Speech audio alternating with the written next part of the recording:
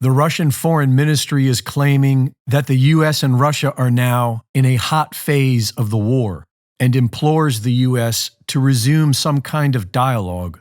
But NATO is not interested in peace talks.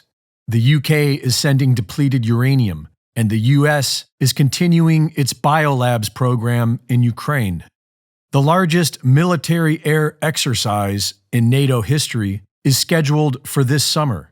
They have to call it an exercise, otherwise NATO would have to admit that they are at war with Russia.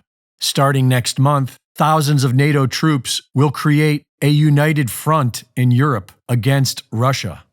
The US has been exposed for destroying the Nord Stream 2 pipeline, and America's facade of a moral high ground is quickly fading. The Pentagon leaks say that Ukraine is losing the war. Both sides have threatened the nuclear option, and the Ukrainians have already attacked a nuclear power plant. We are one desperate action away from a nuclear war with Russia.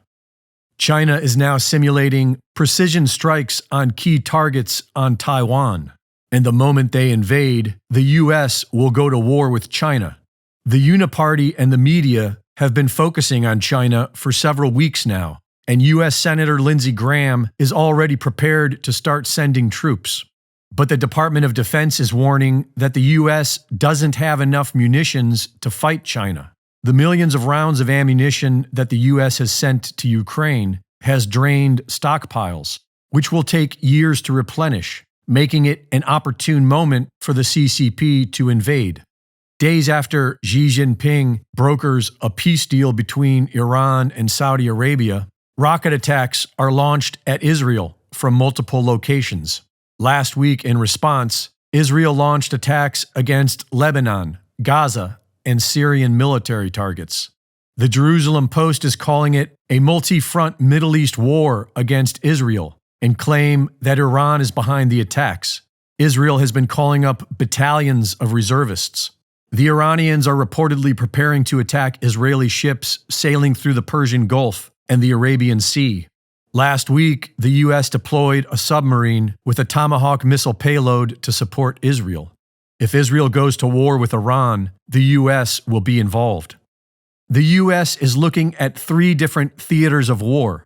They've already depleted their munitions in their losing proxy war with Russia, and they've depleted their military with clot shots and tranny psyops. Meanwhile, the Bank for International Settlements, or BIS, is preparing for a one-world digital currency.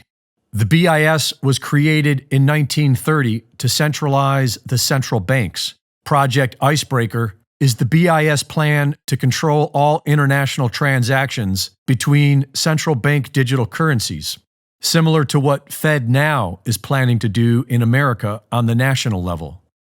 The decisions being made by the big banks for the economic reset are hugely unpopular with the awakening masses.